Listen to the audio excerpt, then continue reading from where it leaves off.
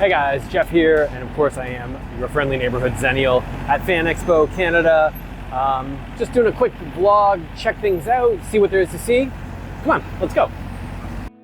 Fan Expo Canada is the largest horror, anime, gaming, and comics event in Canada. It's been running for many, many years and attracts, as they say, hundreds of thousands of people from around the world. Like most comiccons, at least of late it seems, it has, per the fans, got a little more commercialized and potentially worse in recent years as it is, over-commercialized, I guess. Okay, just walking over to the South Hall. Should be lots of fun stuff to see there. Let's go check it out. To their credit, Fan Expo has brought in a decent roster of celebrities over the years. This year they were doing a Back to the Future things. They had Michael J. Fox and Christopher Lloyd and Bob Gale. They did a Star Wars thing. They brought in Ewan McGregor. They had Haley Steinfeld in. They had William Shatner in. They had a bunch of Supermen in. Tyler Hoechlin, Brandon Routh, Tom Welling. Welling was also there with Rosenbaum doing their thing. So it has a pretty wide range of kind of what they get for the show. Remember, Toronto is a very big market.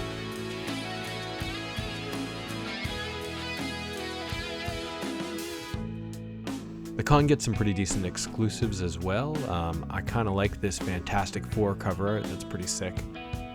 The show takes place over a weekend at the end of summer and is split up into the two halls of the Metro Toronto Convention Centre. North Hall is really just vendors, so I always like to go to the South Hall to see all of the big stuff.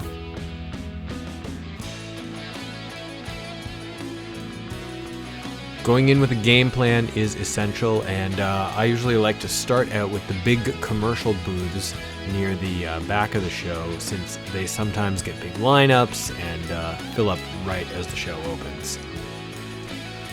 Lego had some pretty cool stuff, from X-Men to Mario and more. Decent.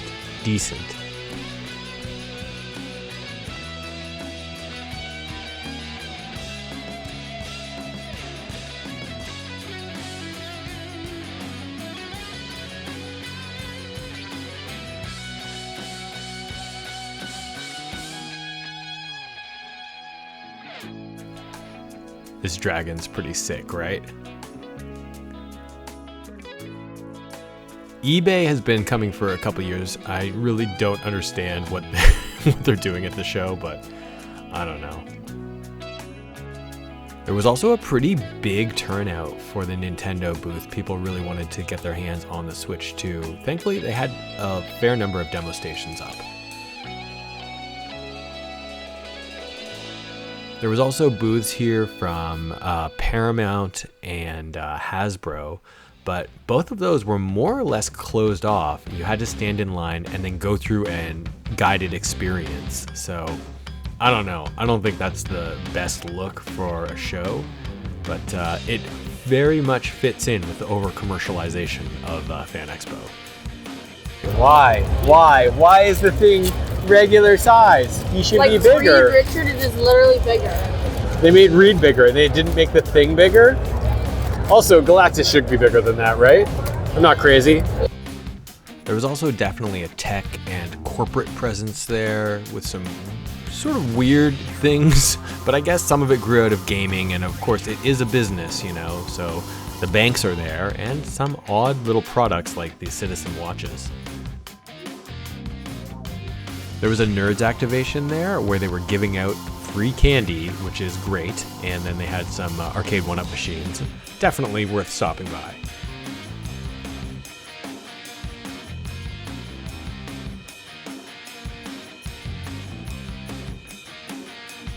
There's always some interesting odds and ends floating around the con.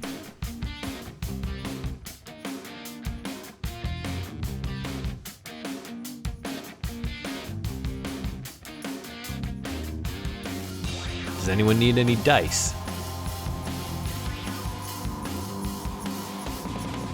That's good looking candy. A few very cool toys.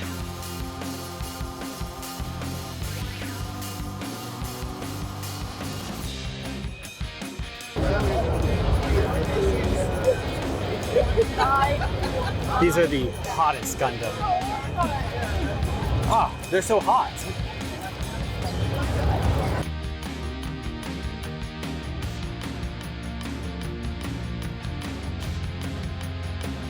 But I came here in the market for comics. Unfortunately, did not have too much luck. We'll circle back to it later, but I think there's a reason for it.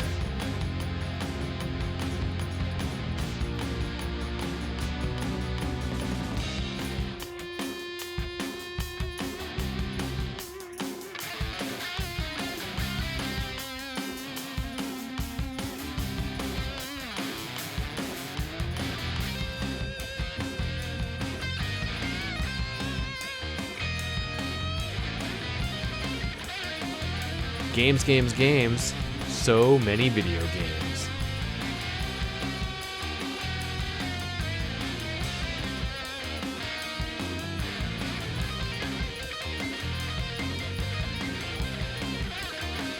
The gaming prices seem decent, but there's only a very few vendors with games, really.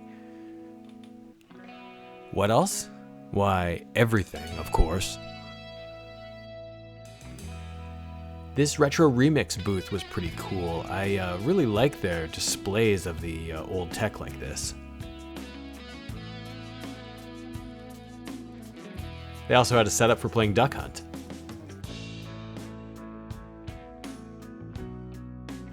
After walking around and not buying too much, we realized it was time for a break. So it was time to step outside and get some lunch. There's always something to see though, even outside the convention floor. And the crowds were starting to build up now. If you watch my con primer, then you will know that I always recommend bringing your own lunch to a convention.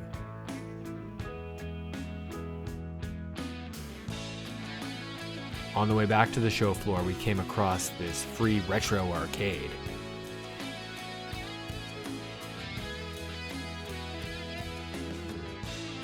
I had to take the chance to play one of my favorite shooting games, Point Blank, or Gun Barrel as it's called here.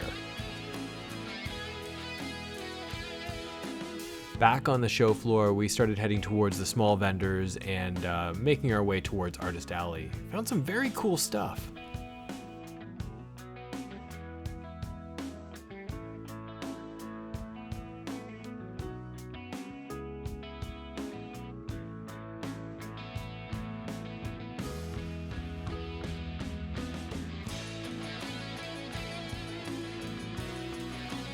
And I finally found this card vendor that I'd been looking for with some very neat cards here.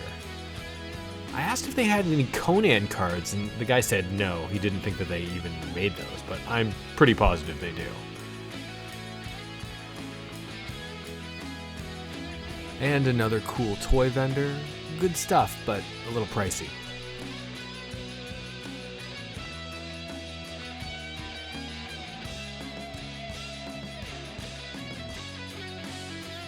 Finally found my way to Artist Alley. You can't really tell from the photos, but it got a little packed here and I was not really loving the crowds. Timothy Zahn, that guy's like legends. Stopped by Jim Zub's booth. I was gonna pick up the next Conan book from him, but he was nowhere to be found. At this point, I needed to take a break and I was getting a bit tired of the crowd, so I decided to call it.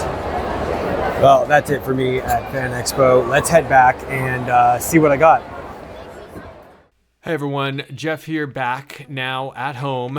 Let's go through what I got and we can talk a bit about it. First off, let me just say, what I went in looking for was games, retro, classic, funny, tie-in kind of games that I can talk about here on the channel. Comic books, again, retro tie-in, comic books especially are what I'm looking for. And toys, I was hoping to find some Battle Beasts, did not find any. What I did find is was interesting though. Let me start with the games, because that's probably the biggest thing we got. Excuse me. So there are really only two main game vendors on the show floor. One of them is Iceman Games, who I really like. I bought my PS2 from them last year at the show. and I bought more games from them this year. I think the games were all pretty reasonably priced. I don't think they were like amazing. Like you could still get them cheaper on eBay, but I got some good games.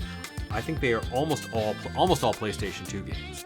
So let's see what I got here. I got Return to Castle Wolfenstein, God of War, the first one. I have God of War 2, but I don't have God of War 1. So here's God of War 1. Oh yes, this is happening.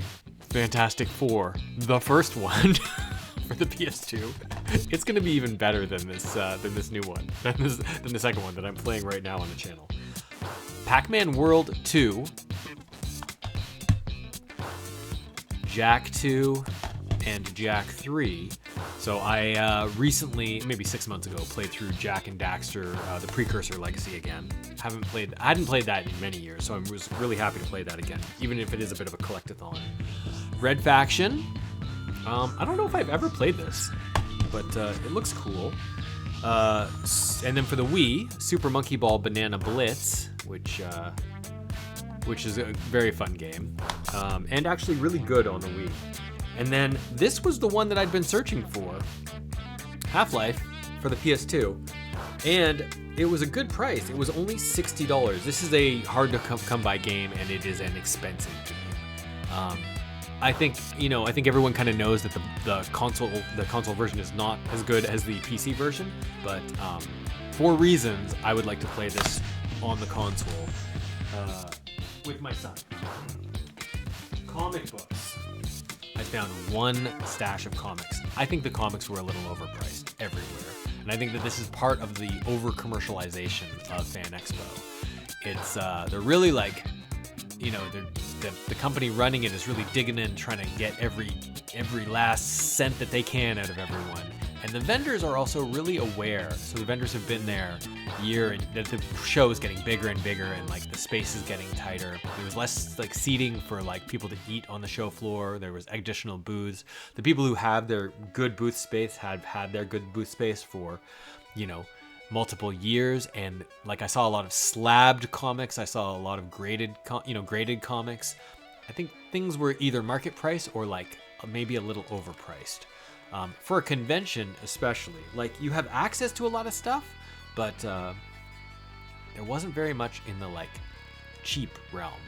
I love those cheap long boxes of like, it's the bulk for the comic book shop, right? But for me, I'm gonna find hidden gems in there because the kind of books that I want to read are like not the kind of books that other people care about. Like I want to read, a Bronze Age Excalibur book. That's where my heart lies. So I got the Hulk vs. Thing. This is a graphic novel, and this just collects a bunch of their like. I've already got all the 2-in-1 essentials, and I've got my son is his like guy is the Thing, so we've got basically everything from the Thing in terms of collected editions. That is. Samurai Jack in comics. I've never really read Samurai Jack comics. I don't think I've ever read a Samurai Jack comic. This is the Classics Volume 2. So we'll see. It's pretty thick though. Can't be too bad. And then this one's gonna be great. This one here, G.I. Joe: The Rise of Cobra, the official film adaptation. Oh, how could you go wrong with that? It's not going to be good. Here's one, and then the only other one I got was one that I had passed on at Toronto Comic Con, and I walked away and I come back and I said, man, that's the one thing I regret not getting, which is this Super Mario Bros. Adventures comic, and this collects the Japanese comic strips that I think came out at the time when the original game came out, and then they've been translated and brought over, and they're weird and like strange and maybe a little like inappropriate for American audiences. But I am excited to read through this, and I will certainly give you my thoughts on this one here on the channel. So that's good. I found a couple of VHS tapes. There was one vendor that had some VHS tapes, but they were not great. They were $1 for the VHS tapes each also, so which is like, it's fine, but you can always do a little better. I got Rapid Fire with Brandon Lee. I got the classic Starship Troopers, which is, you know, one of my favorites. But since I'm rebuilding a VHS collection, I have to add that. And I got Raw Deal with Schwarzenegger. Those are all good films. Good films that belong on VHS that should be added to the collection. I got a lot of Nerds. Nerds Gummy Clusters. That was great. To get so many packs of those. I also found that card vendor I was looking for. So I got 4 more packs of the G.I. Joe Classic 1992, I think it was, trading cards. So we'll open these up on camera. And then I showed this in the video, but I picked this up. $25 for this really cool print. Look at that. Isn't that really neat? It's an artist named Gillian Newland. Is what she has stamped here. She signed it for me down here, very small. But I thought it was cool. It's not really from anything. She said that it was like a show where they were asked to create something that was like a mythological creature, beasts, I think. And so it kind of inspired by looks a little bit like the Wampa or even the Tauntaun with the curly horns, but like. Then I was like, oh, is this guy, did you think this guy was like the shepherd, like with these creatures? And she was like, no, he's just walking the wastes and watching the herd of them pass by. So I thought this was a really cool, I think this is going to look sick in a frame, right? It's a pretty cool poster. So, and that's it. that's all I got at the show. I spent a fair amount of money on those games, but I really wished I could have found more comic books. I really wished I could have found more toys. But it was a case of like, I don't know, too little, too much, too little. And part of it's the fault of the show, and part of it's my fault for the way I organized attending the show this year. You know, I've been to a lot of comic conventions. You know, I've been to San Diego. I've been to WonderCon in both Anaheim and in San Francisco back in the day. I've been to Emerald City, and I've been to New York, and I've been to Wizard Worlds, you know, various ones. I've been to a lot of comic conventions, and I've done it different times. And as a former like person who worked in the press covering comic books, I've seen them from both the fan side and from the press side. You know, I went to Comic-Con International in San Diego 5 times, I think, and twice I went just personally, just to go and check it out, and then 3 times I went as press, which is a different but interesting experience as well. For Fan Expo, I've been going with my kids, and you know, they're growing up, they're teenagers now, you know, one of them is really into it and one of them is not as into it, but we've never really sat down and done the con, like fully done the con. So it's been a few years since I've really done the con properly. And I think what I need to do for my approach is I need to actually spend more time at the convention. So going for one day and primarily focusing on shopping, it's not enough time because you got to pack in so much into one short time period. And spreading out shopping is like way more like easy on your mental health. From the con side, the show's getting too big and they're not doing much to help with the concerns of fans. Like, it's too crowded. So that is unfortunate. But I get why they're doing it. It's the biggest convention in Canada, and it's in Toronto, which is the biggest city in Canada, which makes sense. But it feels like the convention is nickel and diming and trying to get everything they can out of the show without really necessarily making the quality of what they're producing significantly better. I think what I'm going to do, I'm thinking about this still, but probably what I'm going to do next year is take 2 days at the show, if not 3, and maybe I'll even stay overnight in the city because I live in the suburbs outside of Toronto, and and just do the show properly and go to the panels because they've always got good stuff. You know, all the Star Trek's film in Toronto, and there's tons of stuff that films here as well. So there's always like celebrity and film and television stuff happening, and then all the Canadian celebrities are usually available as well. And then Fan Expo, they fly out people, and like they do. Christopher Lloyd and Michael J. Fox are pretty regulars. I think I've seen them do Back to the Future stuff multiple times, and Ghostbusters stuff, and Superman stuff, and you know how it is. There's always stuff going on. So I think doing the panels would be a better approach for me and taking more time with the shopping. because I like the shopping and I like going to panels. I just haven't been doing them for a couple of years now. So I think now that my kids are a little older, I'll go with the one who's really into it and maybe stay overnight and do a longer trip at Fan Expo next year. Or maybe if this channel's doing really well, I'll go and get press credentials and actually like cover it a little bit more. I have certainly done that a fair bit in the past. And it's fun. I like it, but also like, you know, I've been there and I've done that.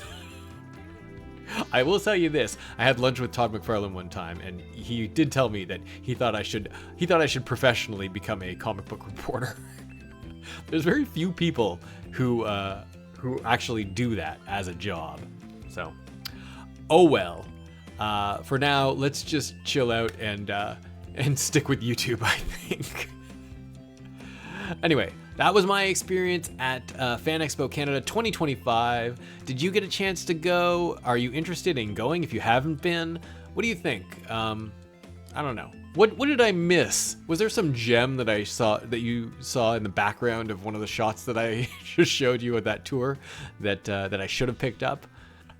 Thanks for watching, everyone. I will catch you next time. Feel free to stick around and subscribe for more fun stuff on this channel. Okay, bye-bye.